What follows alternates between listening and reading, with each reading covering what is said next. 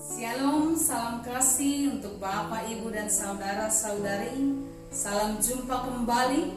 Puji Tuhan, berkat Tuhan tetap mengalir dalam kehidupan kita hingga saat ini.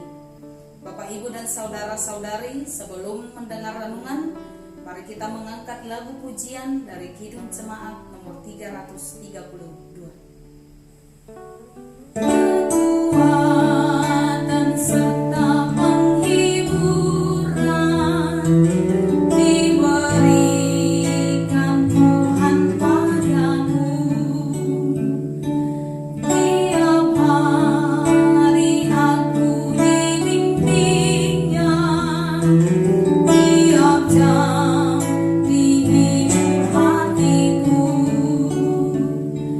dan sesuai dengan hikmat Tuhan, ku diberikan apa yang perlu. Suka dan derita bergantian, memperkuat imanku. Marilah kita berdoa. Kasih karunia dan damai sejahtera dari Allah Bapa kita dan dari Yesus Kristus kiranya menyertai saudara sekalian. Amin. Saudara-saudari, firman Tuhan bagi kita tertulis dalam 1 Korintus 15 ayat 10 sampai ayat 11. Tetapi karena kasih karunia Allah, aku adalah sebagaimana aku ada sekarang, dan kasih karunia yang dianugerahkannya kepadaku tidak sia-sia. Sebaliknya aku telah bekerja lebih keras daripada mereka semua, tetapi bukannya aku, melainkan kasih karunia Allah yang menyertai aku. Sebab itu baik aku maupun mereka, demikianlah kami mengajar dan demikianlah kamu menjadi percaya. Demikian firman Tuhan. Saudara-saudari yang dikasihi Yesus Kristus, karena kasih karunia, demikian pengakuan Paulus dalam nats hari ini, mengingat kehidupan, mengingat identitas baru yang Tuhan limpahkan dalam kehidupannya. Berbicara tentang kasih karunia, yang pertama sekali, ketika kita menyadari hidup kita adalah karena kasih karunia, maka setiap orang dalam kehidupannya akan menjadi rendah hati. Mengapa?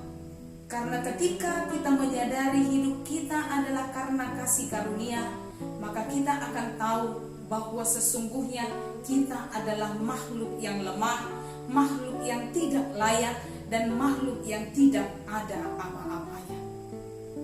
Yang kedua, menyadari bahwa hidup kita ini adalah karena kasih karunia akan mengarahkan kita melihat bahwa ternyata saat ini kita punya identitas yang baru, yakni sebagai orang yang telah ditebus Allah, sebagai orang yang dilayakkan oleh Allah untuk menerima berkat dalam kehidupannya dan untuk menjalani hari-hari dalam kehidupannya oleh karena kasih karunia. Kita tidak bisa hidup hanya oleh karena diri kita sendiri. Kita tidak bisa menjalani hari-hari kita kalau hanya mengandalkan kemampuan kita. Kita tidak mungkin sampai kepada hari ini kalau kita hanya mengandalkan kekuatan kita.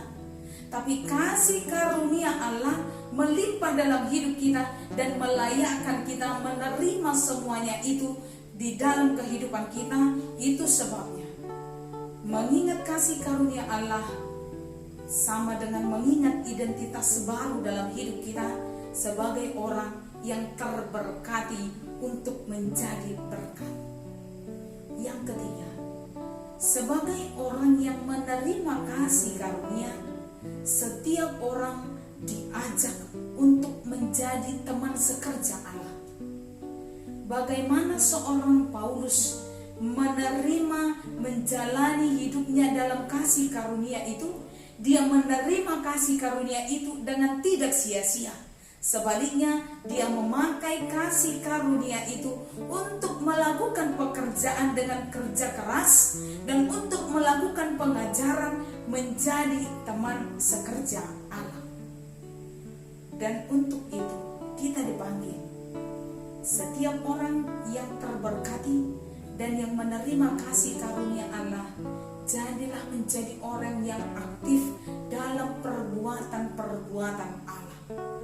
Kita harus ingat, kita adalah teman sekerja Allah yang diciptakan segambar dan serupa dengan Allah. Kepada kita dititipkan karunia-karunia yang baik. Kepada kita diwariskan sifat-sifat Allah yang baik. Kita yang telah dimenangkan, kita yang menerima identitas baru karena kasih karunia Allah, dipanggil hari ini untuk melakukan hal-hal baik sama seperti Allah. Jadilah menjadi teman sekerja Allah di tengah-tengah kehidupan kita. Secara khusus saat ini Bapak, Ibu, dan saudara-saudari, di tengah pergumulan yang sedang terjadi dalam kehidupan kita, memang kalau kita mencoba merenung, kalau kita hanya mengandalkan diri kita saat ini, tidak seorang pun layak hidup. Pandemi yang sedang terjadi saat ini, COVID-19, tidak mempertimbangkan siapapun dan tidak memilih siapapun untuk terinfeksi dengan virus tersebut. Baik yang kaya, baik yang punya kedudukan, baik orang biasa yang tak punya apa-apa pun mungkin untuk terjangkit virus itu. Itu sebabnya tidak boleh seorang pun menyombongkan diri. Tidak ada seorang pun yang bisa mengandalkan kekuatannya dalam situasi yang sedang terjadi ini. Itu sebabnya dalam kerendahan hati, karena kita hidup oleh karena kasih karunia, kita tidak ada apa-apanya kalau bukan karena Allah. Saat ini mari merendahkan diri, mari memohon, mari kita meminta kepada Tuhan dalam kerendahan hati, supaya kasih karunia Tuhan tetap melimpah dalam hidup kita. Kita dilayakkan untuk menerima keselamatan, dilayakkan untuk menerima kebebasan dari pandemi yang sedang terjadi ini. Semoga Tuhan memberkati kita Bapak, Ibu, dan saudara-saudari dimanapun kita berada. Semoga kasih karunia Tuhan meluputkan kita dari pergumulan yang sedang terjadi ini. Bapak, Ibu, dan saudara-saudari, mari kita berharap kepada Tuhan dan kita akan menyanyikan lagu pujian dari buku ND 769 sebagai doa dan harapan kita kepada Tuhan kita.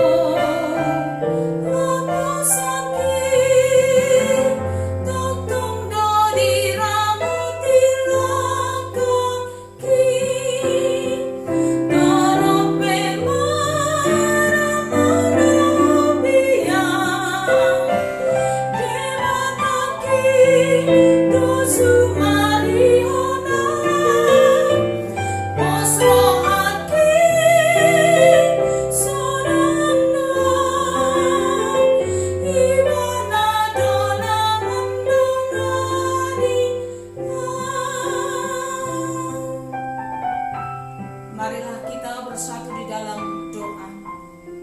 Terima kasih Tuhan untuk kebaikan Tuhan. Terima kasih untuk kasih karunia Tuhan yang melayakkan kami hidup hingga saat ini dan melayakkan kami menjalani hari-hari kami. Biarlah setiap orang menyadari bahwa kami hidup hanya oleh karena kasih karunia Tuhan. Dengan demikian setiap orang akan merendahkan hati di hadapan Tuhan, bermohon dan meminta kepada Tuhan untuk senantiasa diberkati oleh tangan dan kasih karunia yang daripada Tuhan. Saat ini kami bawa ke hadapan Tuhan setiap jemaat Tuhan. Di tengah-tengah rumah mereka biar Tuhan yang memberkati. Dalam setiap aktivitas di dalam rumah dan di luar rumah, Tuhan yang senantiasa selamatkan. Tuhan yang senantiasa bebaskan kami dari pandemi yang sedang terjadi saat ini. Kami juga bawa dalam doa kami setiap keluarga, anak-anak, sanak saudara yang jauh dari kami. Tuhan juga yang memberkati supaya kami senantiasa berada dalam keselamatan Tuhan. Tuhan juga berkati pergumulan seluruh dunia saat ini.